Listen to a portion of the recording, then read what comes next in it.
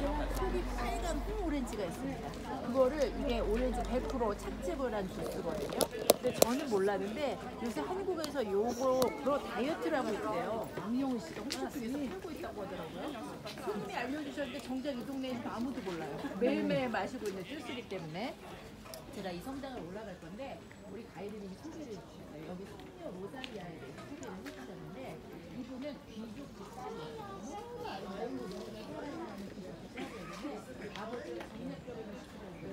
아니야 나는 결혼 안 할래. 하나님께 귀의할게. 그리고 이 동네에 와갖고 산에 들어가서 자기 스스로 가셔서 기도 생활을 하게 되거든요. 그리고 돌아가시게 되거든요. 근데 정확히 400년 후에 어떤 일이 일어났냐면 여기가 튀니지 북아프리카랑 가깝잖아요. 그때 한 흑인이 이쪽을 넘어왔는데 그 사람이 혼자 온 게 아니라 흑사병을 가지고 왔어요. 그래갖고 여기가 흑사병이 터졌어요. 여러분들 요새 코로나 때문에 고생 많으셨잖아요. 유럽에 엄청난 제한을 일으켰던 흑사병이 그때 들어오거든요. 그래서 온 마을이 뭐 울고불고 난리가 났는데 그들 중에 한 명, 그분이 부인이 거기 어디가 내 유해가 있으니까 갖고 와서 그 유해를 주고 힘들어하면 동네 흑사병이 딱 없어질 거다라는 얘기를 합니다. 그분이 그 성녀가 나타난 꿈을 찾아서 이 힘들고 어려워서 올라온 거예요. 우리가 버스 타고 오고도 이렇게 어렵고 힘든데 그랬더니 저기 안에 동굴이 있는 거예요. 정말 유해가 있더랍니다. 그래서 예쁜 박스에 담아갖고 진짜 그분이 하라는 대로 이거를 갖고 온 이 시칠리아를 돌아다녔어요. 팔레르모부터 시작해서 정말 이 유해가 지나가자마자 거짓말처럼 흑사병이 사라졌어요. 병 고침을 전했고요. 그래서 이동에 성령을 취하게 됐습니다. 로사리아는. 그런데 그래서 7월이면 그 로사리아 세미나리 있거든요. 이제 치유의 성인이잖아요. 그래서 그 이후로부터도 몸이 아프거나 기적을 바라시는 분들이 이곳에 계속 순례자나 계시거든요. 산 이름이 아예 순례자의 산이다라고 바뀌었습니다. 저하고 안에 들어가셔서 그 자연동굴 안에 로사리오 성녀가 있는 걸 보실 건데 안에서 설명이 금지되어 있어요. 다비드 씨도 저희 안에서 설명 못하기 때문에 자유시간 드립니다 말씀을 드렸고 여러분들이 성녀보다 더 중요한 WC가 저기 준비가 되어 있어요. 저하고 천천히 올라가실게요. 이거 좀 갖다 놓고 원장님 어디 있어?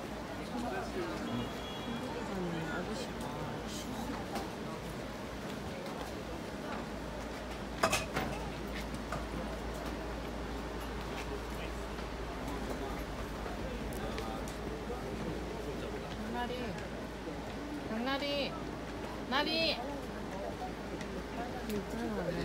있잖아.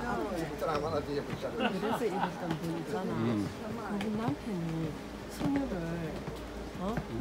석류를 만져본다고 손을 이렇게 스쳤어.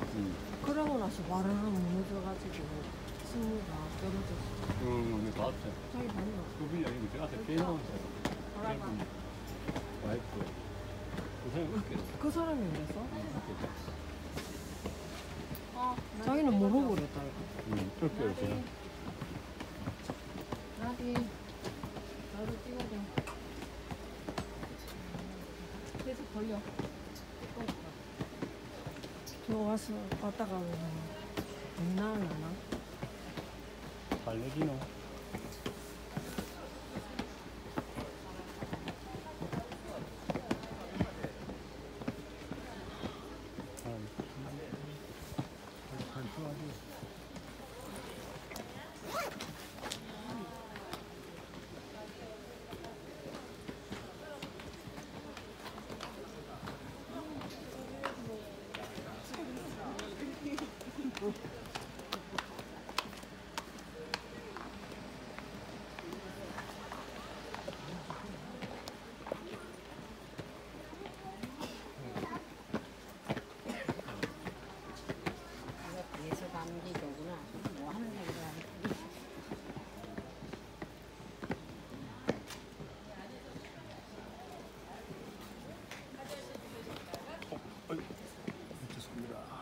죄송합니다.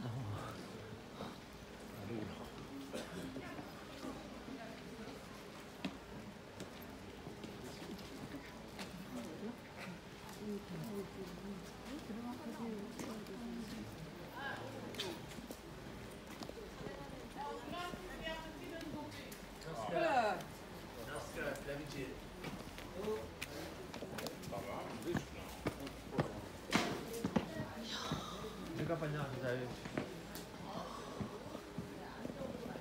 Halak na liak je mesa psno. Halak va kariban mesa.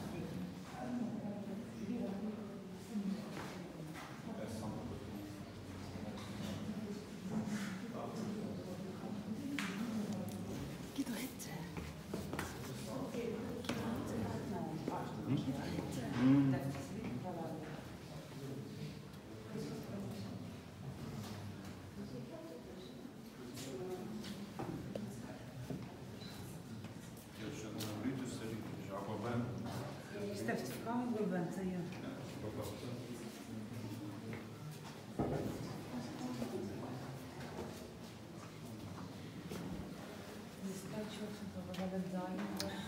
동굴 동굴 그거 묻히라.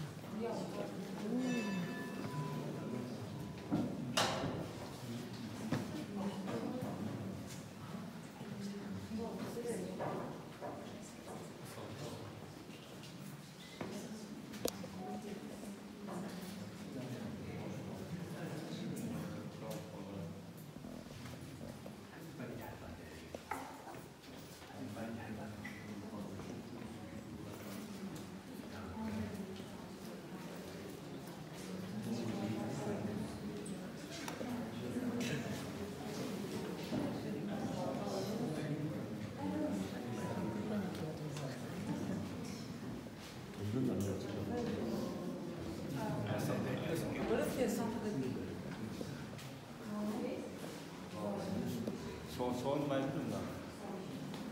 승리한테. 자기는 나 대신 했지. 다 했어. 당신뿐만 아니라. 모두를 위하여. 윤옥 씨랑.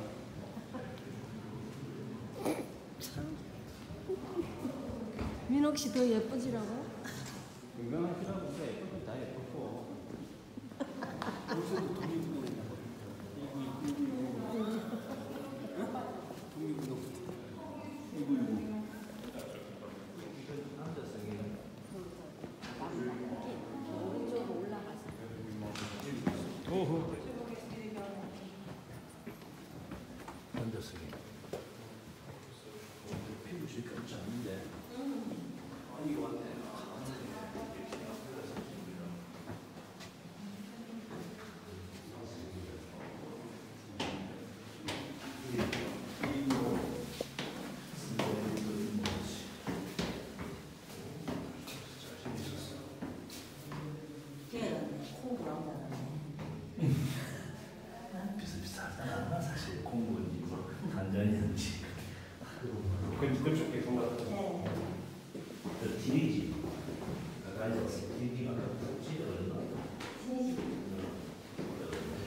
저녁에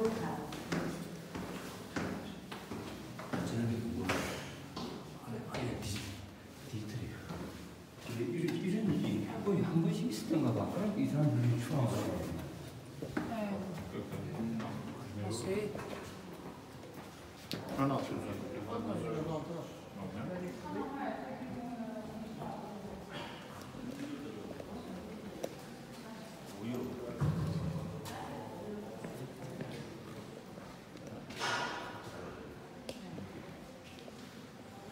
무슨 성당이라 했나? 둘이 가면 되잖아. 그럼 아까 이 옆에 있다. 산타님과 간판 안 주고 가스 간판 하나 찍어. 간판 요 밑에 올라올 때 거기 있는데. 찍었는데. 그 읽을 줄 알아야지. 아 읽는 건 나중에 가서 공부해갖고 지금 하고 그랬는데.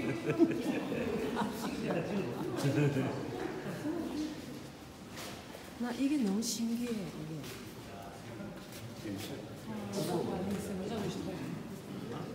Ah, bon, mais... J'ai du soin.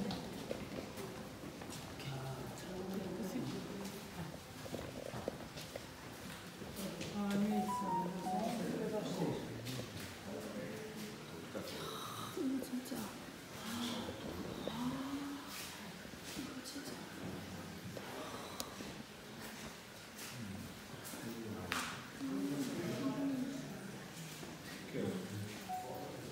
Les olhos, sabe? Posso ir? Estou. Terza persona. Cuidado aí. Ah, você tem uma loja. Tem cuidado aí que isso é meio esquisito. 쌀털이. Você tem uma loja de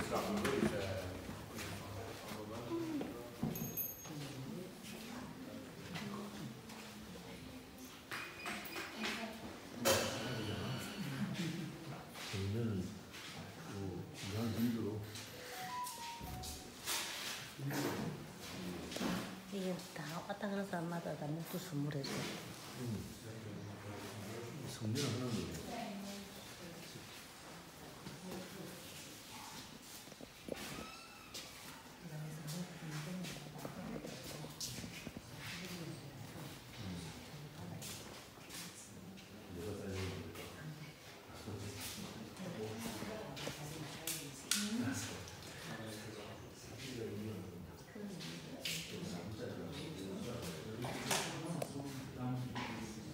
자기야. 자기야.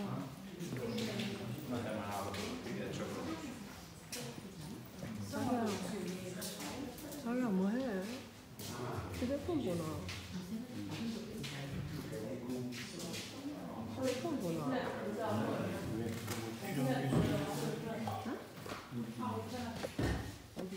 예쁜 거 한 개씩 살래? Muito. 여기서 한 개씩 살래? 향이 좀 내네.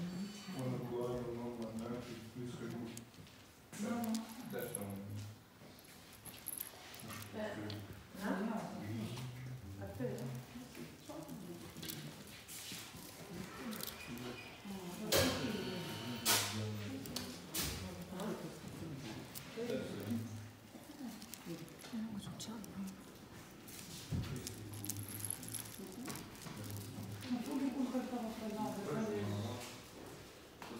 이탈리아에 있어서.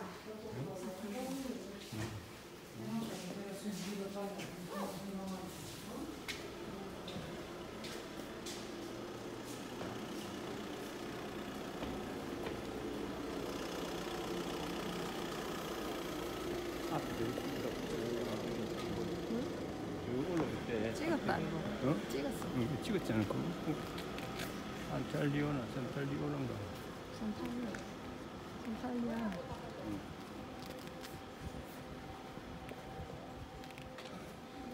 저 막 떨어지지 말라고 막 복수도 해놓고 응. 안에는 철판을 대놨더라고. 물.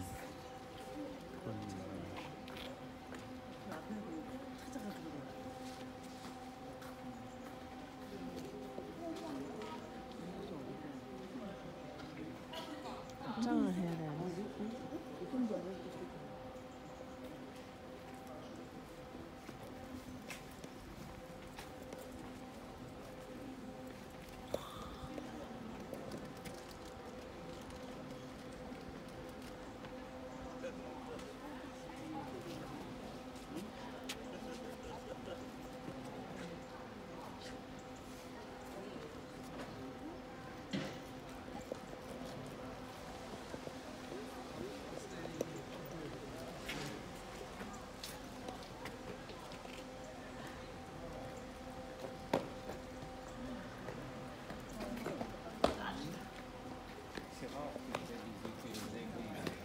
자기야 이쪽으로 쳐다봐 봐봐. 조금 더 내려가.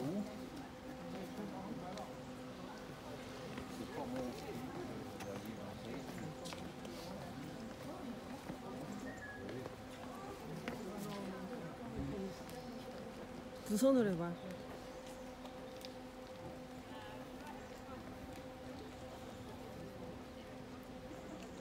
앞으로 해야지.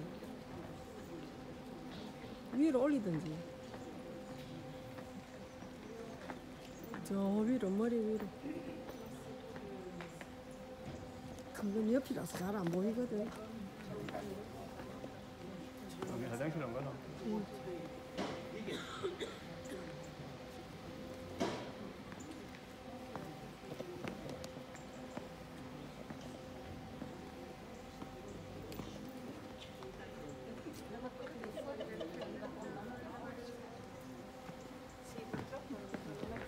예. 사모님 어디 가셨어요?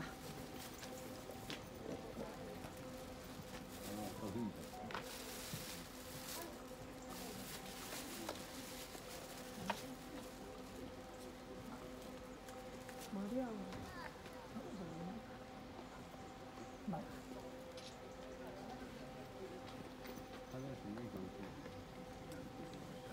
우리도 같이 찍자.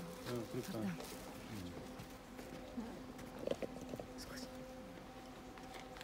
Devi andare allora. Cercate un po'. Ah, quando si cammina indietro, se traccate un po' con me. Ah, bueno, sí, está probando, ¿sí? Ah, ya está, perfecto. Traca.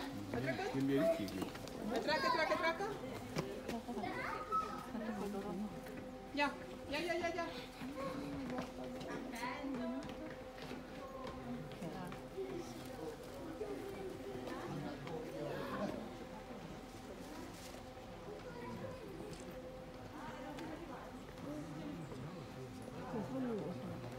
같이 한번 찍어볼게요. 같이 한번 찍어볼게요. 안 찍어.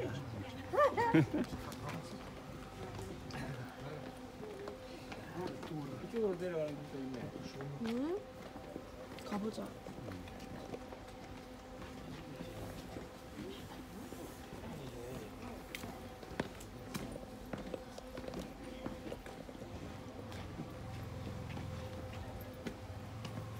네.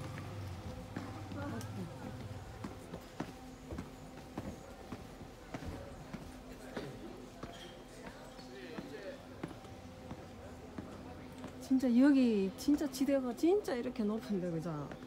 우리나라에 왜 이런 동굴 있었잖아 저 위에. 울진에. 응? 울진. 꿀집 말고 왜 우리 어디 갔을 때 확 올라갔다 아이가 동굴에 그 있을까? 무슨 절처럼.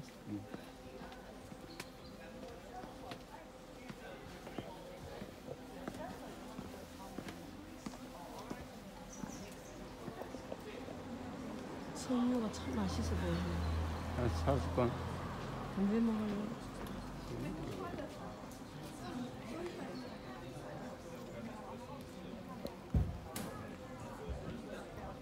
프리와이 타일 좋네. 어디에? 오,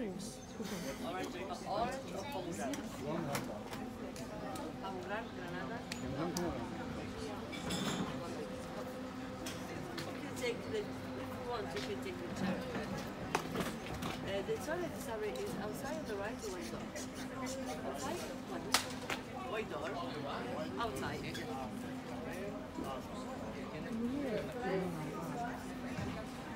찾아야 되는데. 이제.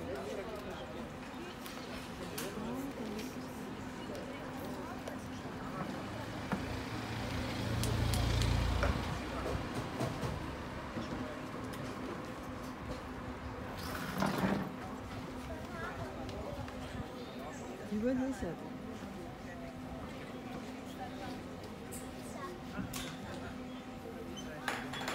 비건 자기야 비건이 있어야 돼. 그 가게에 물건을 사고 그래야 돼. 프리는 아니야. 응? 프리는 아니야. 우리 여기 있으면 해.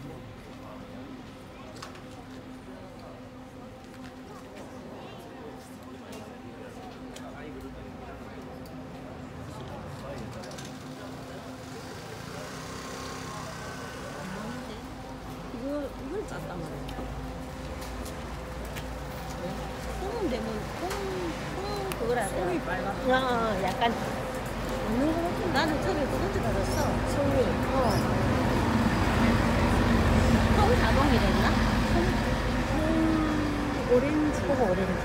이거는 그건 오렌지가 아니고 하여 뭐 그건 모르지 색깔. 우리 자몽도 보면. 속이 빨간 오렌지인가. 그러니까 자몽도 보면 그렇게 안에.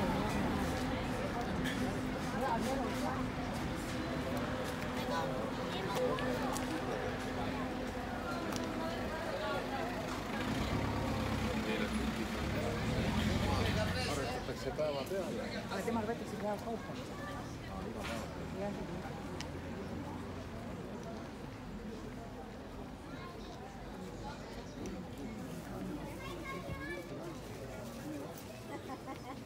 Ove, come accetta così?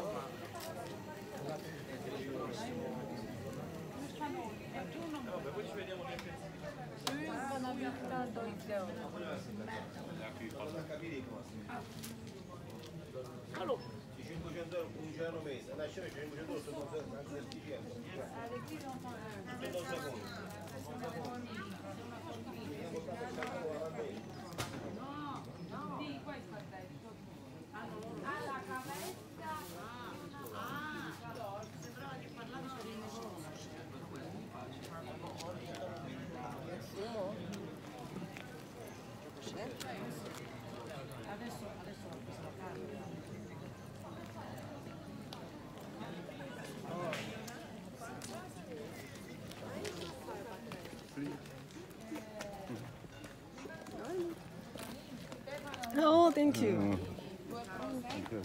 이쪽 보고.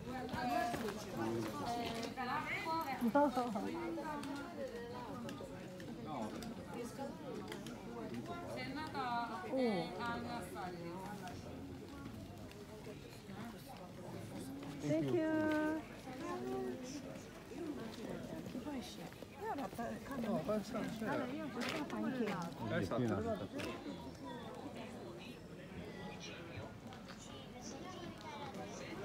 아, 여보, 사진 예쁘시거든요. 참 이쁘네.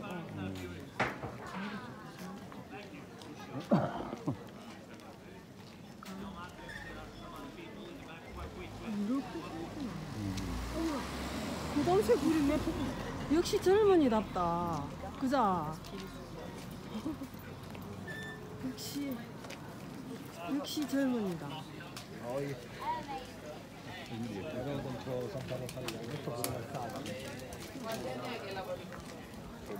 Ciao, io vado. Vediamo, ciao. Ciao Davide. Grazie. Alla prossima, ciao. No, Paola, no, Paola. Mimi, ciao. Mimi.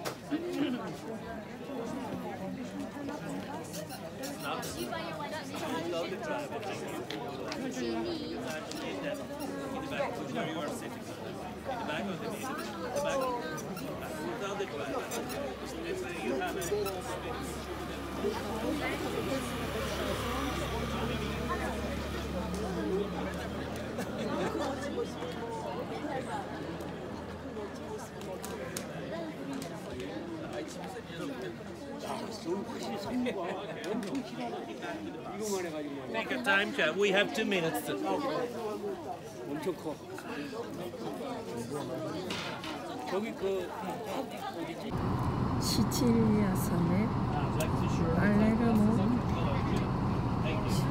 관광입니다. 시장입니다.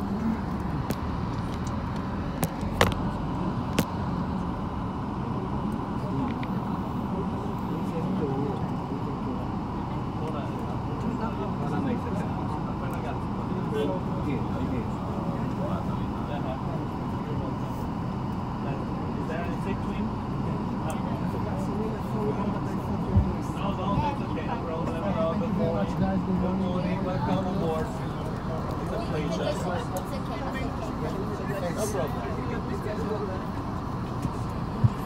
Okay guys, that's the Monte Pellegrino, the hill opposite us. We're talking about this mountain later, but anyway, we are in the port of Palermo. There are works in progress all over. They are improving the general conditions of the port, and then they are building a bridge. So in the next year, everybody arriving in Palermo's port can go to the historic center, crossing the bridge, not crossing the street. And this port, this harbor, is really old, but not as old as the first one. This one was built since the second half of the 1500s on order of Charles V, Emperor of Spain and Austria, and also dominator of Sicily, because we are talking about the Spanish domination. And Palermo is a very old town. It has been through 13 dominations throughout the centuries. So the town was founded by the Phoenicians in the 8th century BC, and now we can say it's 29 centuries old. One of the most monumental towns all over Europe, all over the Mediterranean basin, as fortunately many of its monuments have been kept safe throughout the centuries, regardless of the destructions and natural phenomena like earthquake and also invasions, wars, and so on. That's why we have in Palermo some monuments starting from the origins of the town, like the Phoenician or Punic necropolis, which is for sure a cemetery very close next to the historic center, and also monuments until up the present day. So now if you look on our left-hand side, beyond the trees, you can see an old building. It seems to be a fortress, but it's not like this. It's one of the oldest prisons of Palermo, still active. That's the Ucciardone prison. It's called like this. Now you can see the prison, and it was inaugurated in the first half of the 1800s by the Bourbons. They were the last rulers of Sicily and all the south of Italy prior to Italy's unification. And it is called Ucciardone, as this area was in the past, I can tell, until the end of the 1800s and also the beginning of the last century, the countryside of Palermo, where they grew artichokes or other similar crops to the artichokes that we call in Italian cardi. And the expression Ucciardone comes from the French sentence où il y a les chardons, which literally means where the artichokes were grown. But anyway, now we can see the Monte Pellegrino and also a building, but I'm giving you more details about that building.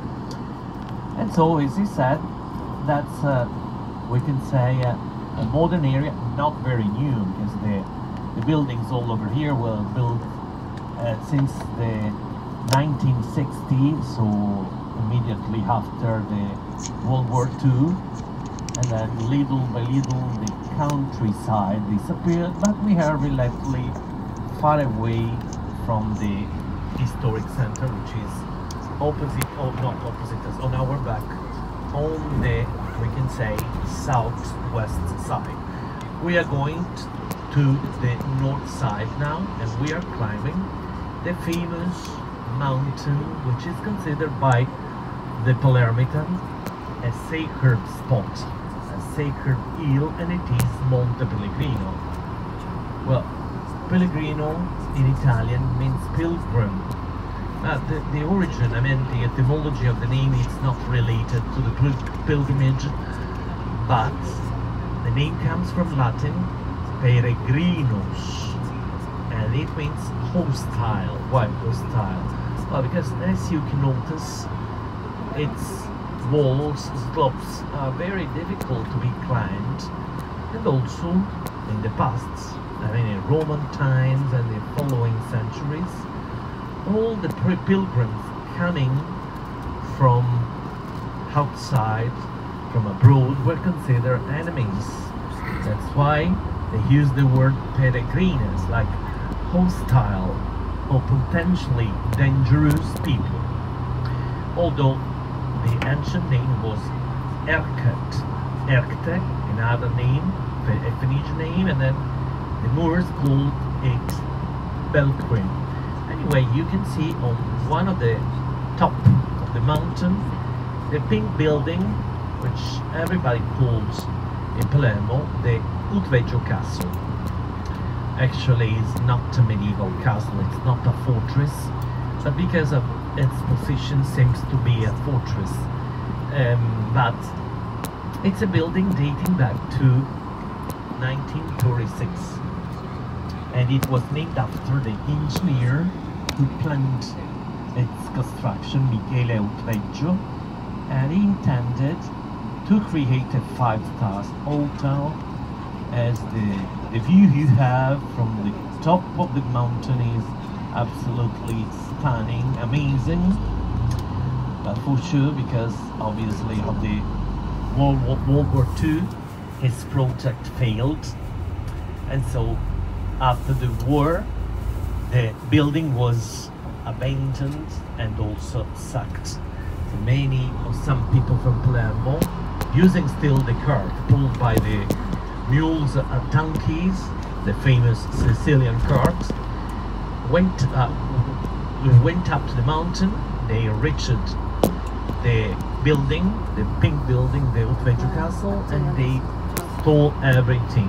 So after many years, or we can say decades of being abandoned, finally the regional council of Sicily bought it, and then it was restored, and it was for many years a training and formation center for young students.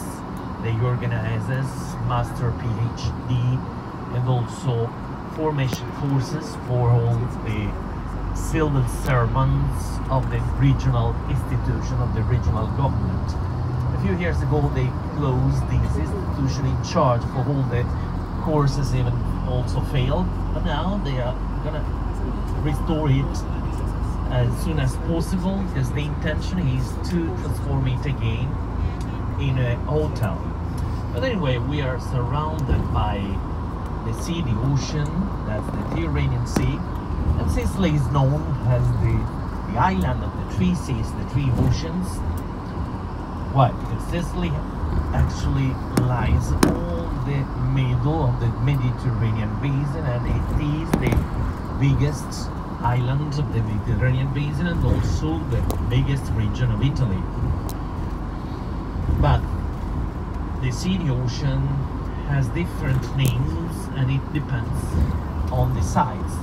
We are in the north side. Palermo occupies the north side of Sicily, very close to the west, far from the east of Sicily, the northeast.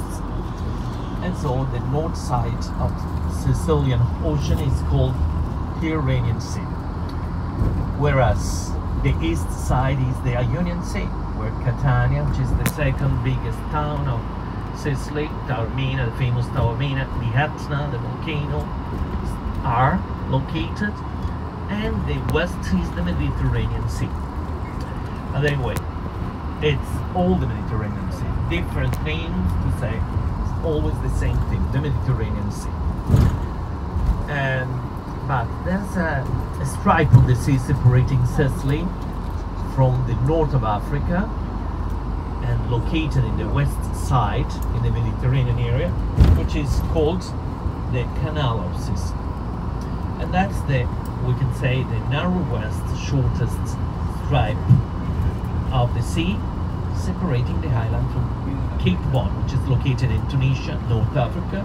And that short distance is only just 48 maritime miles. So we are very close to Africa. That's why, as you know, many refugees come to Sicily so often, frequently. And now you can see, looking on our right, the sea today is amazing, wonderful. Even the colors, but in summertime for sure is much better. We are in full autumn, but still with these, we can say, relatively warm temperatures. It's much better than in summertime, where we have absolutely unbearable temperatures like 40, 42, 44, 48 degrees.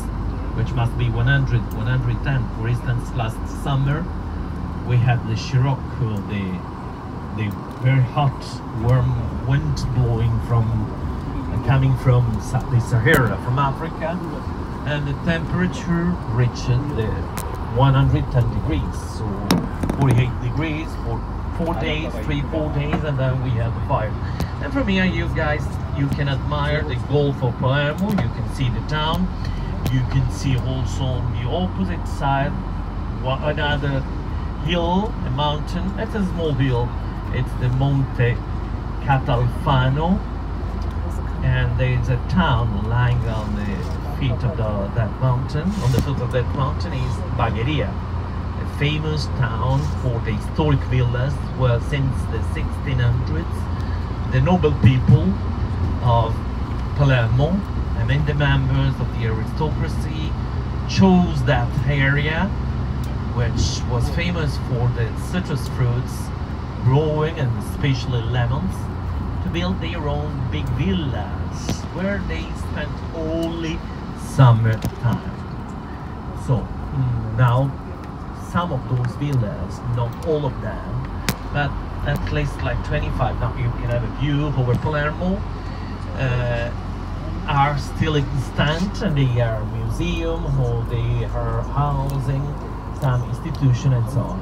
The Palermo, guys, enjoys really a very mild climate in winter time, not for sure in summertime, because of its position. From here you can notice really its position. The town is surrounded by all those mountains in the west-south side, whereas the east side is swept by the Tyrrhenian Sea, as he says, and all those mountains are like an amphitheater all around the town. That's why the climate has always been in Palermo very mild in winter time. It's really rare that we have some snows here, occasionally every 15-20 years, but just for 2 hours, no more. But all those mountains are, you probably cannot realize these, because you can believe that they are range mountains, but it's not like these.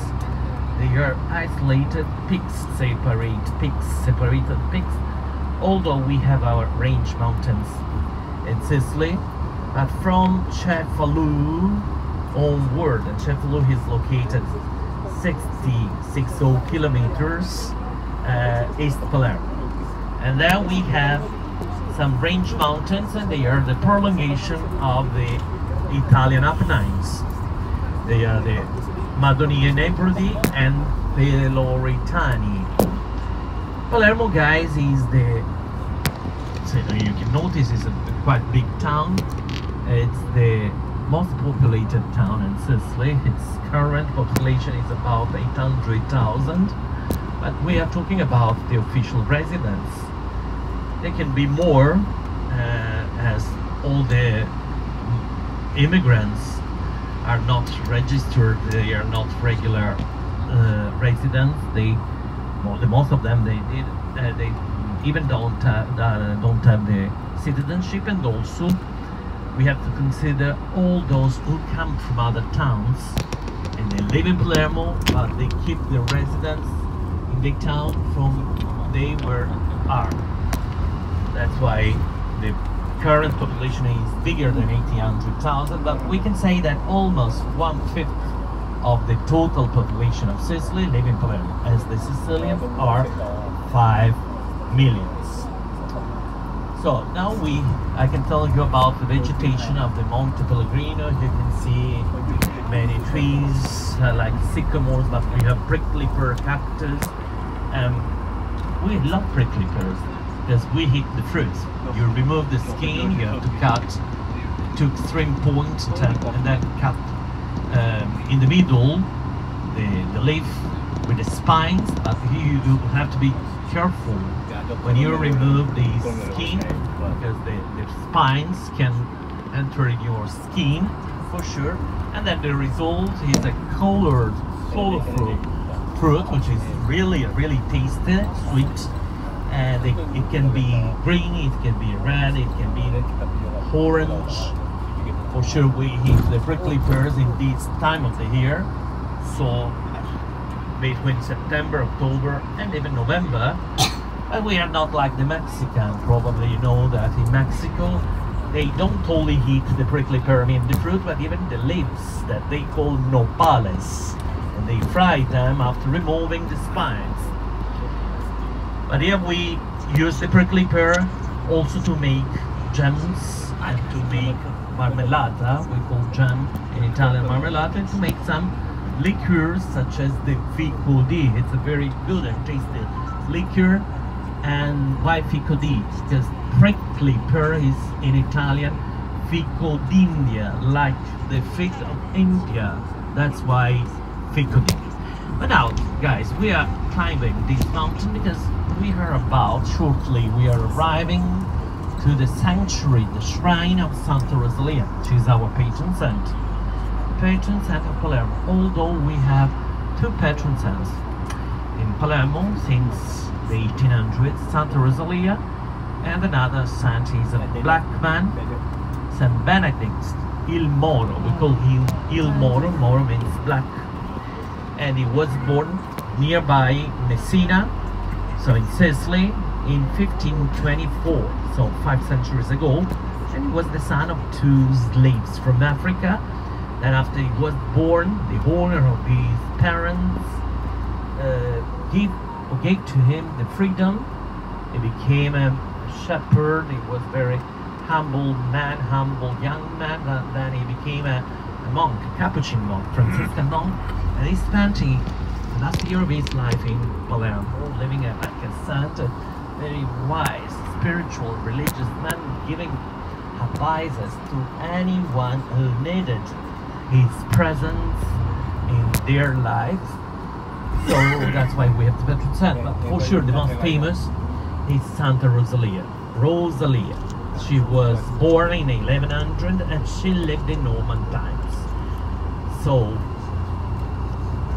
she was a noble girl. Her father was a duke, and also the chronicles of the time when she lived described her as a beautiful girl, but that always rejected all the wedding proposal.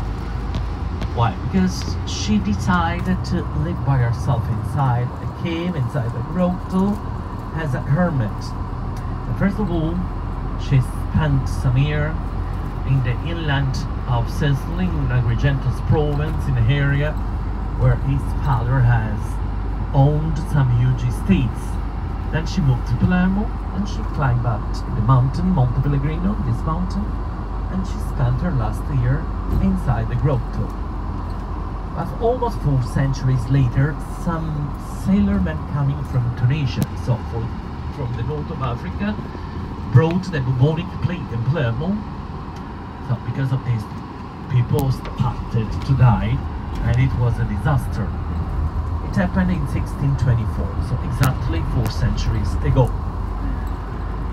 Everybody was desperate until one day a young man who was a hunter, and also he was mourning his young wife, passed away because of the plague as well. He decided to come up here, and also he decided to commit suicide. He was so desperate, hopeless. But Santa Rosalia, when he was already here, suddenly appeared to him, and she told him, don't do that, because if you enter the grotto after excavating, you are finding bones, and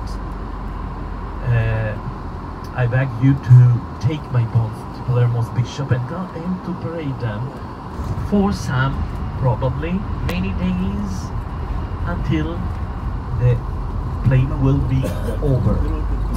Well, that's what really happened according to the historic sources of those days. So, because of this, Santa Rosalia was proclaimed the patron saint of Palermo. And that's a special year in the town for all who believe in her, for all who have a really deep devotion in Santa Rosalia, as that's a jubilee year. Why?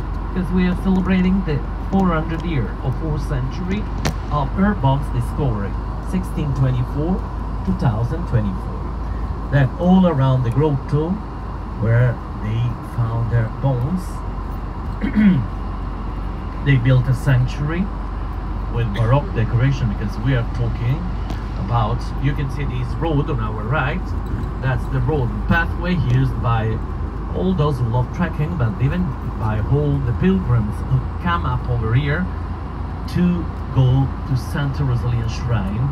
So they walk from Palermo and they reach the sanctuary, and that's a sign of devotion for sure. And so the sanctuary is quite simple, though there are some, the shrine we can say, Baroque decorations, but also it's really something special, quite rare to see all over the world, because you will be able to see the grotto where she was supposed to live and where the famous man discovered her bones, and now the grotto is a shrine. So also there are some we can say metal pipes, and they collect the water gushing out from the walls. Grotto, and it is considered to be blessed holy water. Well, once you enter, before reaching the grotto, you can see hangs on the walls many silver objects depicting some parts of the human body. Why? They are called in Italian ex voto, using a Latin expression, and they were made on purpose, commissioning them to some silver master by all those who got to mercy from Santa Rosalia. I mean, they were healed, and those parts of their body were healed by Santa Rosalia. That's why we have all those expos. Now, if you look downhill, you can see again the sea. That's another area of Palermo, and behind that mountain, opposite us on the left, there's Palermo's beach, which is very famous, very beautiful, Mondello. It's a sandy beach, very, very attended by everybody in summertime. But anyway, now we are having some free time here. We can stay, since we arrived, 40 minutes, so no more. It's almost 10 to 1 or 12:50, and so we are leaving.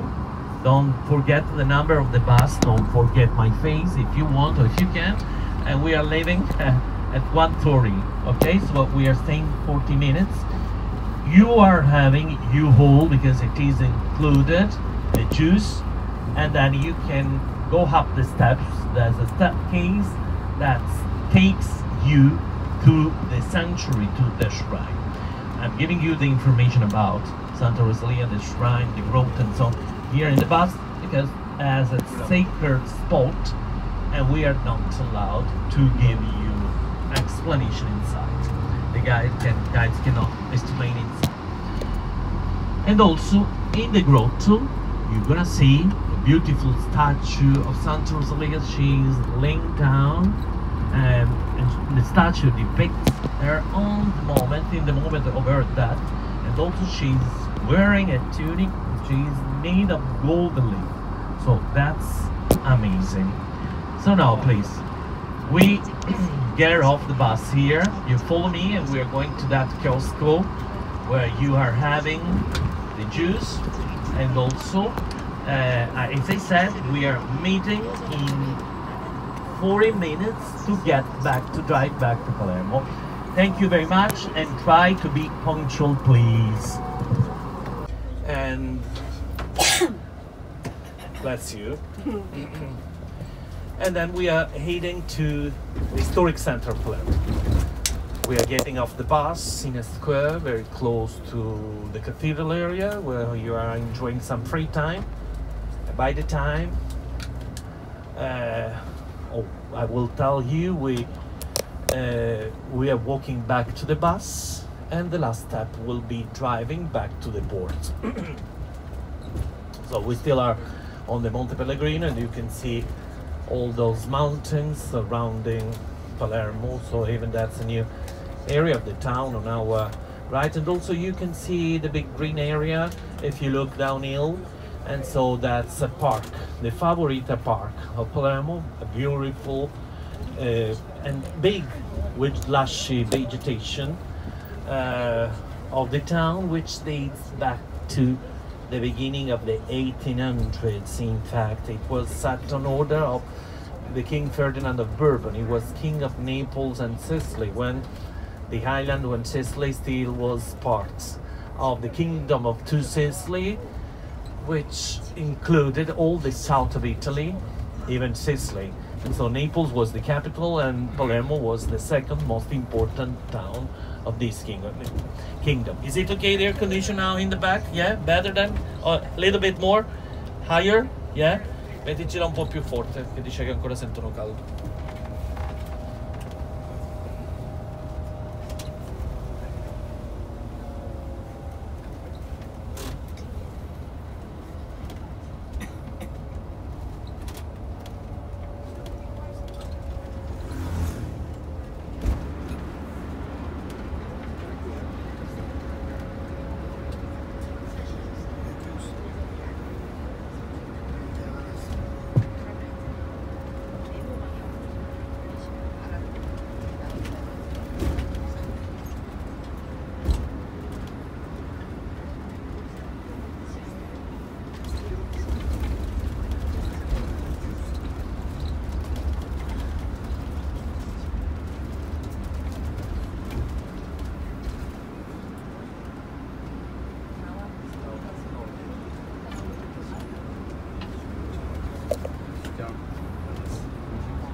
Then again, if you look on our right, you can see on the one of the peaks of the mountain of the hill, the Old Pedro Castle, the pink building. So you can imagine how amazing are the views from up there. That's why it's gonna be a hotel, hopefully in a few years.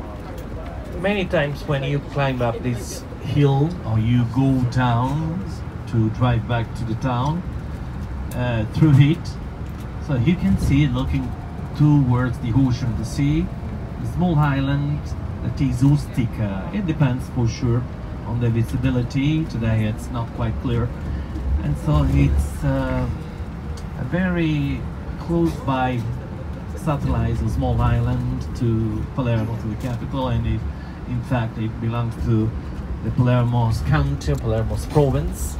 But actually in Sicily, Sicily is a big island for sure. It covers an area of almost 26,000 square kilometers, which is 12,000 square miles. And I can tell you that there are some small or satellite islands that also belong to Sicily. So I was talking about Ustica, this very close by island to Palermo, where people live permanently. And also in Trapanese area, which is the northwest of Sicily, we have the Egadi Islands. There are three: Favignana, Levanzo, and Marettimo. Also in the Mediterranean area, very close to Africa, there's another archipelago, the Pelagia Islands, belonging to Sicily again. And they are Lampedusa, famous because many migrants land to Lampedusa, and it's a minor island of Sicily. Lampione and Linosa. Then there's in Trapani province there's another island, Pantelleria, very famous for the capers. The most of the capers people love to eat in Sicily come from Pantelleria. And finally we have in the northeast area of Sicily, in Messina province area, the Aeolian Islands, and they are an archipelago of 7 islands. Originally they were all volcanoes, but 2 of them have still active volcanoes, and they are Stromboli, very famous for its permanent eruption. They take place every 15 minutes, and the other one is Vulcano. So Stromboli, Vulcano. That's why definitely we have 3 active volcanoes in Sicily: the Etna, Stromboli, and Vulcano. So now you can see the port from here, the Gulf of Palermo, the ship docks, the shipyards.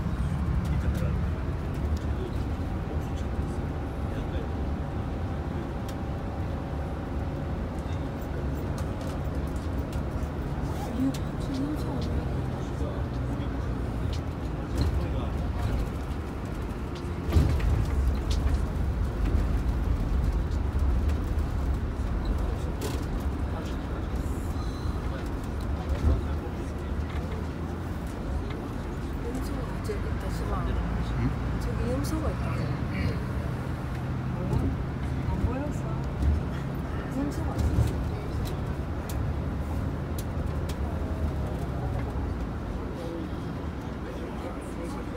엄마야, 짠.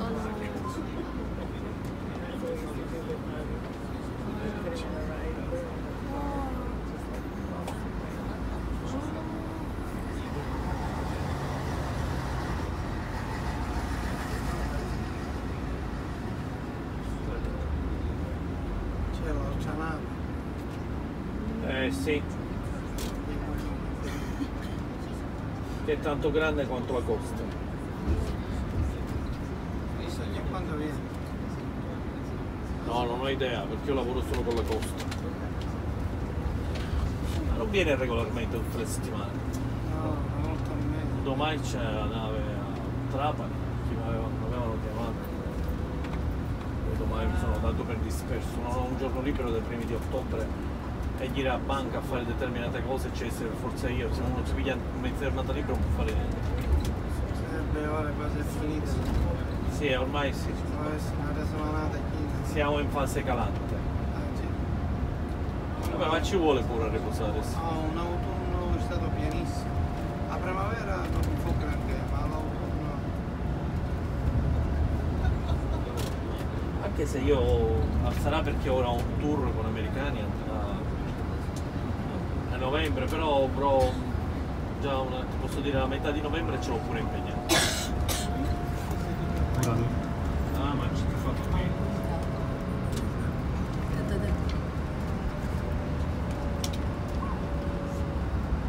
길이 진짜 기네. 13분 지나요.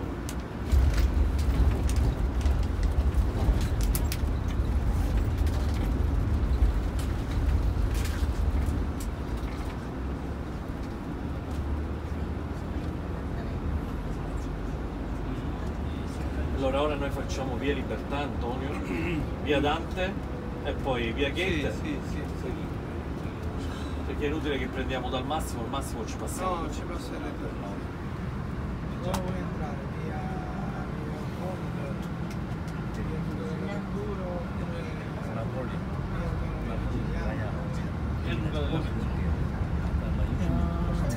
끝에서부터 항구가 그래서 만나는 이게 비양이 되거든. 자연적으로 바다를 이게 바람을 막아주고 그렇죠.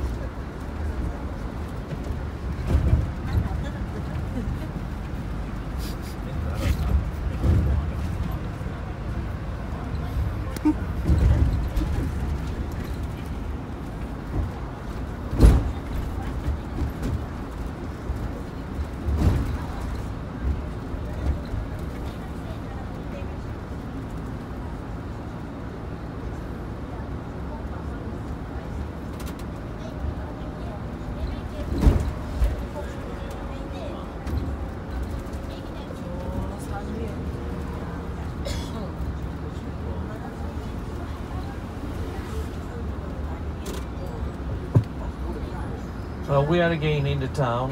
Now we are starting our panoramic tour. First of all,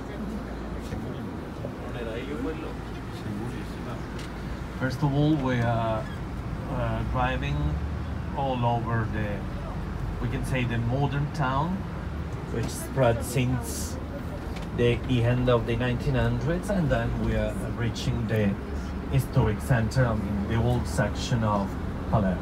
As you notice, even from above, from up the mountain, Palermo, it's not a very populated town, but also big in terms of extension. That's why it is considered the 5th largest town in Italy after Rome, Milan, which is the second one. The third one is Naples. The fourth one is Turin, located in the northwest of Italy, in the region of Piemonte, which is on the border with France. And finally, Palermo is the 5th one, the 5th largest town. But anyway, all these areas developed little by little, as I said, since the 1900s, and the population till this time, and even during the two World Wars, was not as big as now. It's true that many people passed away in the two wars, and also in between the two wars, before the World War I, and finally after the World War I. Many Sicilians, not only from Palermo, migrated abroad all over, especially, as you know, to America, the north of Europe, Australia, South America, everywhere. But after the World War II, an important political event determined little by little the growing and an increase of the local population of Palermo. As in 1947, the national government decided to grant to Sicily special powers. And Palermo has been the capital of Sicily since the Moors' time. So the Moors were the ones who moved the capital from Syracuse to Palermo. Syracuse is located in the southeast of Sicily. And then the news from the political and we can say institutional point of view was the creation of the Sicilian Parliament, which is located inside the Norman Palace that we are going to see very shortly from outside for sure. And so we had our own parliament. Sicily is the only region of Italy, because in Italy, when we talk about the administrative power, the different levels, we say we have regions. Immediately after the unification of Italy, which took place in 1861, so Sicilian finally told to get the freedom, the liberty after centuries and centuries of domination. As I said at the beginning of our tour, Palermo has been through 14 dominations. Now if you look, guys, on our left-hand side, you can see a part of the English Garden, which is very big, and also it faces the Liberty Avenue, as we can see shortly. It was set in the second half of the 1800s, so almost at the end of the 1800s. And the name English Garden is not only symbolic, even in this case, because it's an English style garden whose features are different than the Italian and French garden. The Italian garden is featured, or is famous for the, we can say, regular bed flower, very symmetric plan and extension. And the French garden is quite similar to the Italian garden, but the English garden on the opposite side try to imitate the nature in its reality, so that's why it is featured by artificial hills, artificial lakes, and so on. It's not so symmetric, so perfectly planned like the Italian or French garden. And here we have in Palermo. Now you can look again on our left. That's the Liberty Avenue, which is 3 kilometers long, and which takes to the historic center of the town. But if you look shortly over behind the fence, you can see the English garden again on the left. Whereas on the opposite side, across the street, we have a smaller, garden. It used to be named Garibaldi Garden. That's why we have the statue of Garibaldi on horseback. But now it is called Falcone Morvillo, because it was named after the magistrate Giovanni Falcone and his wife Francesca Morvillo. She also was a magistrate, and they both were assassinated by the mafia on May 23rd, 1992 in a bomb attack, and they passed away along with 3 police escorts. So that's, we can say, the last stripe of the Liberty Avenue, and we are getting close to the main square of Palermo. We have some interesting and historic buildings where we have the best shops with the best brands like Gucci, Ralph Lauren, also Valentino, Armani, and also we can say that some of those buildings were built in quite recent times, in the 1950s to 60s, but also we have some other buildings that date back to the 1800s. Just be aware, as I said many times, and I repeat, this was a big, huge estate, so countryside fields in the town until the end of the 1900s.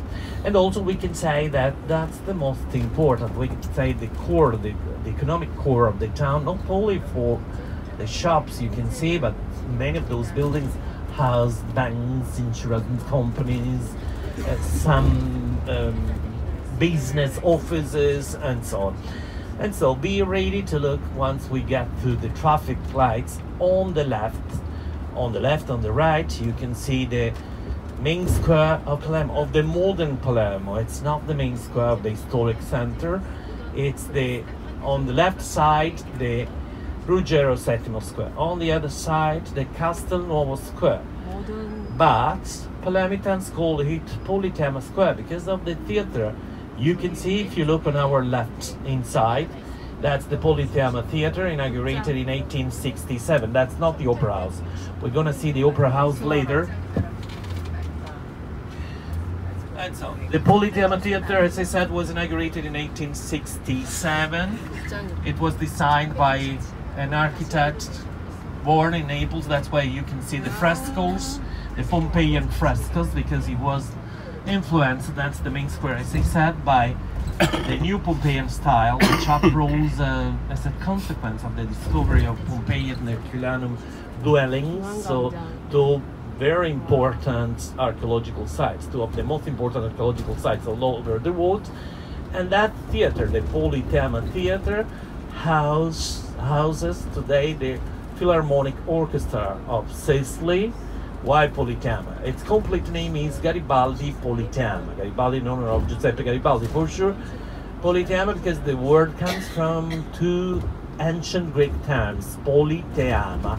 It means many shows, many spectacles. That theater involved in the shows they gave at the first decades after its inauguration. Everybody, even the low classes people, that's why at the beginning it had no ceiling. So they had circus shows, they had horse race shows inside. But now it's different, because I said they had the dome later, and also it is as I said, the Philharmonic Orchestra theater. That street also was kept at the end of the 1800s, actually at the beginning of the 1900s, and that's the Dante Street, Dante Alighieri Street, dedicated to the father of Italian language and literature. Dante Alighieri was born in Florence in the 1300s, and he wrote poetries, the poet famous Divine Comedy. Dante, So 순곡의 everybody at school studies Dante Alighieri because he's the father of our language. He spoke language from Florence, will become the Italian, the standard Italian in the following centuries. So our Italian comes from the language of Dante Alighieri. But here in Sicily, so I can add a detail, a very interesting detail, we are bilingual as we speak both Italian and Sicilian. Well, many people think that Sicilian is a dialect, it's not a language. Actually, it's not an official language, not yet. 이탈리아와 시칠리아. But it can be considered language because of the grammar, the literature. We have more than 시칠리아. 350,000 terms, and also, so as I said, the grammar rules, literature, and so on. But the Sicilian comes from Latin, is one of the oldest Latin languages, so we can consider as Italian, Spanish, French, Portuguese, Romanian, and Latin, or Roman language. But the terms we use in Sicilian are completely different sometimes from the Italian, as we use terms coming from ancient Greek, Arabic, even Hebrew, French, Spanish, Catalan, and so on. Because the language is the mirror of all the domination we had throughout the centuries. And now we can see on our left behind the court of Palermo, where the two magistrates, our hero, Falcone and Borsellino, worked for a long time, and they sentenced to jail many dangerous mafia bosses, and they both were killed. They paid with their life their work, their strenuous work against the mafia. The street we are driving in is the Goethe Street, dedicated to Wolfgang Goethe, a writer and poet from Germany who came to Palermo, and he was in love with the town. So now you can see on our left hand side the stripe of the boundary walls of the town, dating back to the 1500s. So, and they were built after the arrival in Palermo of Charles V, Emperor of Spain and Austria, dominator of Sicily. And also on our right hand side there's like a small house which is the entrance to the Roman catacombs, Le Catacombe di Porta d'Ossuna, the catacombs of Porta d'Ossuna. And every time they found new Christian or Paleochristian catacombs, they automatically became a property of the Vatican, of the state of the Catholic Church. As you know, we are very close to the square where we are getting off the bus, but have a look please now on your left hand side. You can see the flea market of Palermo, which was set when? Immediately after the World War II. Why? Because everybody lost in Palermo and in Sicily, all over Italy, their loved ones, but especially they lost everything. Many houses were bombed in Palermo, many people lost their job, their savings, everything, so they were forced to sell their personal belongings, still in more or less good condition, such as decoration objects, pieces of furniture, and so on. And that was the reason why the flea market was created, was founded in Palermo in those years, so immediately after the end of the World War II. So now guys, it's 2 o'clock and we are leaving here the square, the same point where we shortly, hopefully, because it's time everybody's going home, it's the break of children leave the school and then everybody is going back home for lunch. That's why there's traffic, but in Palermo there's traffic jam almost every single hour. Since the 7:30 in the morning until 8 o'clock in the night. And we are leaving the square, the same point where we are getting off the bus at 3:15. Then we are driving back to the port. But I will repeat later on our way to the port, if someone of you wants to stop or wants to get off next to the Opera House, you can do that. Let me know, we stop, you leave the bus, you leave everybody, and then you can walk back to the port by your own. And from the Opera House area, it's very easy, not far, not at all. I don't know at what time, Kaylee, what time you have to be back at the port? Let me double check. Probably by 5 o'clock. Night before, we leave at 4:30. 4 o'clock is all on board for the guests. 4 o'clock. Yeah. Anyway, if you want just for half an hour, more or less, you can be free and then you can walk to the port. Otherwise, we have another short driving tour before arriving to the port. I will show you the Opera House, which is interesting, and it's not the theater we saw a few minutes ago. And now we are crossing a gate. You are kindly requested to follow me, so I'll take you in front of the cathedral, and you are having some free time. But those who want can enter inside the cathedral. I will show you only the chapel of Santa Rosalia. So I'm giving you now some information before we get off the bus, because we don't have whispers, and so the highlights of the information will be given here in the bus. So the area that we are approaching is the historic center, for sure not the area on our right, but on our left we have the historic center, and also this building with the knobs, the beige, the clear white building is a military barrack of the Carabinieri. You know, the Carabinieri are our force, our army, so they are like the police, but in Italy there is a difference, because the Carabinieri are part of the army, of the national army. The police are a civil body, so they are not part of the national army. They have different function, different goals, and even in the investigation they are in charge of different fields. But anyway, inside that building where the Carabinieri live, we have a small, very interesting Norman church dedicated to Saint Mary the Magdalene. So everybody who wants to visit that church have to ask a permission to the Carabinieri, because that's a property of the army, of the national army. That's why we cannot take their tourists. I saw that church in my life. It's beautiful, very simple, Norman architecture, only twice, no more, because everybody is complicated. You don't have to ask, a written request, but you have to address your request to one of the Carabinieri, and then sometimes they say, no, today it's not possible, we are waiting for some important guests, so it's not really easy. But anyway, opposite us you can see, guys, now another boundary walls with some trees, interesting trees, lushy vegetation, and so that's the Norman Palace perimeter, the Norman Palace walls.